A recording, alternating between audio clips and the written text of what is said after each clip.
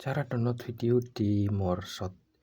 Jadi setelah gua pakai aplikasi ini, biasanya kan di aplikasi itu ada fitur download video ya. Contoh aja ini di bawah tuh. Cuman di sini nggak ada fitur download video.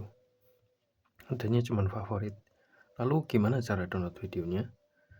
Setelah gua cari-cari, gua nggak ketemu caranya download video dari aplikasi ini, guys. Jujur aja.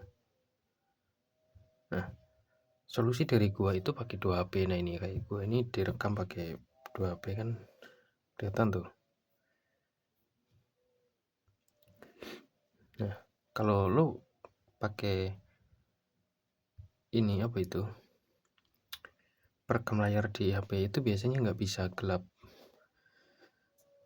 Nah, ini nanti gelap, biasanya nggak bisa direkam.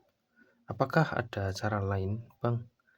Jawabannya ada, cuman gue nggak mau bikinnya, males, panjang soalnya caranya. Jadi saran gue, kalian bisa tonton aja di YouTube orang lain yang udah bikin tutorial ya. Jadi gitu.